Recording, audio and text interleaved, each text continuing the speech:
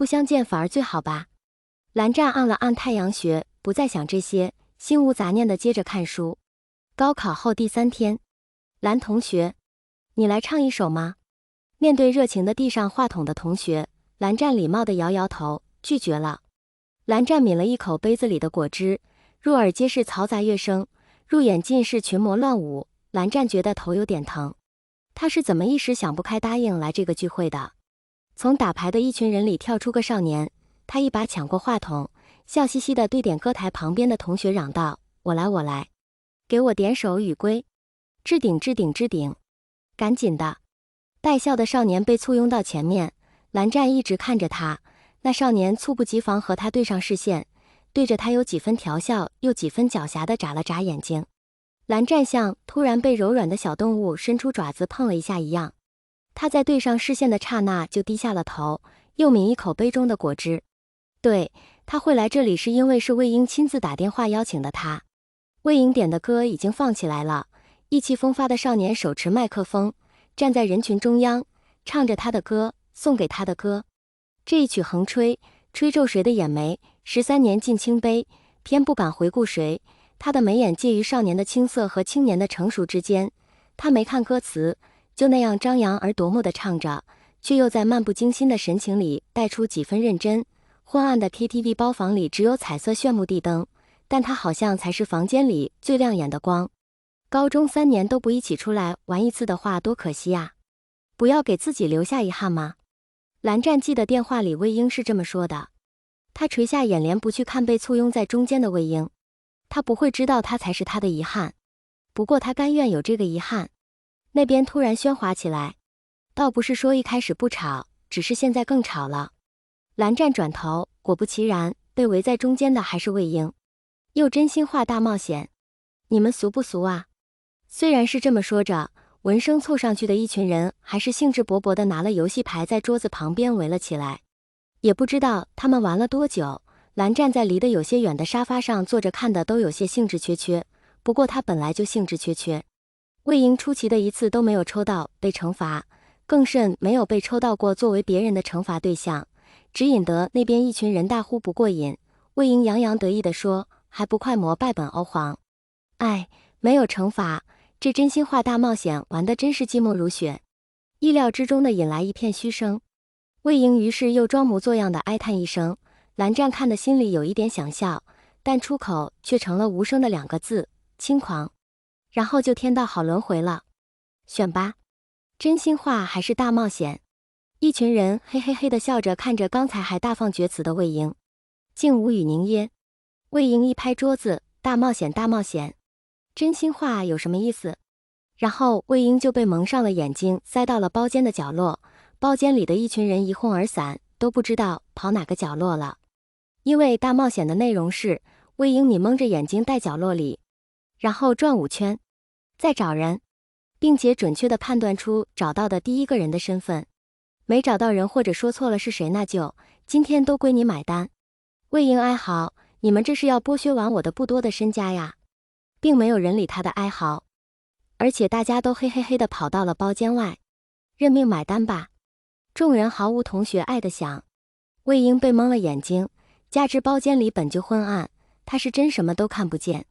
他倚在角落的沙发上，手曲起搭在沙发上部，靠的倒是很舒服。他一边想着就当体验一下盲人的感觉，一边听到很轻的脚步声靠近了。他笑着说：“现在还有闲心思来逗我？不过我还没转圈呢，你不怕我反身抓你，然后让我不用买单？大好人呐！”那个靠近的人却不答话。魏婴又道：“哪位啊？总不会是江城吧？”来人还是一言不发。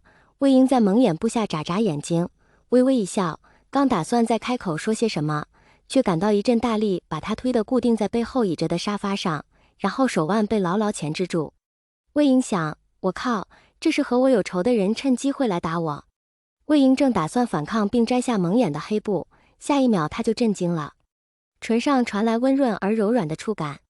魏婴内心的震惊不亚于刚才以为有人要打他，他这是被人强吻了。魏婴试图挣开手腕的禁锢，却没有挣开，然后他一怔，放弃了本来再次挣扎的打算。亲吻他的人在颤抖。魏莹想，估计是个暗恋我多年的小姑娘，害羞得很，今天找到机会鼓足了勇气才干出这种事情。我要是真正开了看见了是谁，那这姑娘不得羞愧到死。算了，大老爷们儿的，被占次便宜就占吧，虽然还是很气，不是我说，嗨，这小姑娘力气还真大。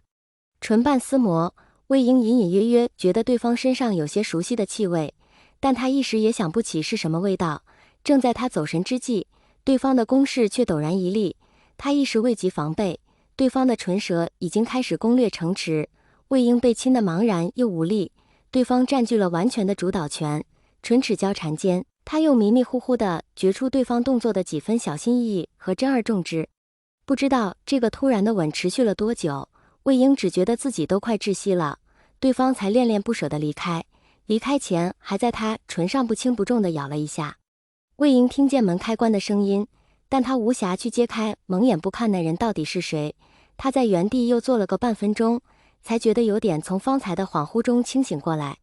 魏婴哪里还顾得什么大冒险不大冒险，他一把扯下蒙住眼睛的布，包间里空无一人，只有他脸上还未褪下的温度，被亲的红肿的唇瓣和他上有些呼吸不畅之外，能说明方才的一切都是真实发生过的。魏婴回想起方才那个暧昧又缠绵的吻，脑海里浮现了一个朦朦胧胧的影子，依稀带着皎如月华的光，但他还未及剥开朦胧的云雾去一探究竟，那影子却又很快消失了。这可是他的初吻呐，被别人强吻夺走了初吻，他还不知道对方是谁。魏婴在心中苦笑着暗骂自己2声，打开包间的门，喊道：“不玩了，不玩了，你们这人都不见了。”蓝湛一盆水泼到脸上，他闭着眼睛，水珠顺着他的眼睫滴落。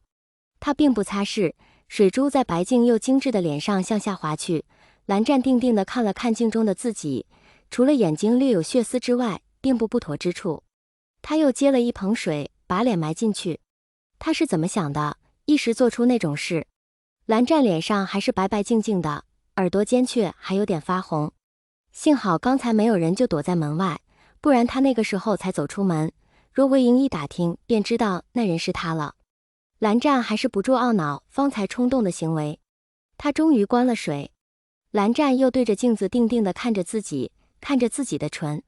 方才亲吻过魏婴的唇，蓝湛心中一动，突然觉得也没什么后悔的，反正也不过是从以后与魏婴保持普通认识的朋友的交往，变成了以后都还是不要和魏婴相见，普通朋友也不行的程度。但他换了一个魏婴的吻，好像还是他比较赚。喵！蓝湛感觉到小腿上传来的磨蹭感，这才如梦初醒般的回过神来。面前的电脑已经自动进入屏幕保护的界面，蓝湛移了移鼠标，重新回到刚才的聊天界面，才发现他这一走神还走了挺久。微定心神，蓝湛打字：抱歉，刚才有点事离开了一段时间。并不是，隔着很久的时间差回复了刚才魏婴的那个问题。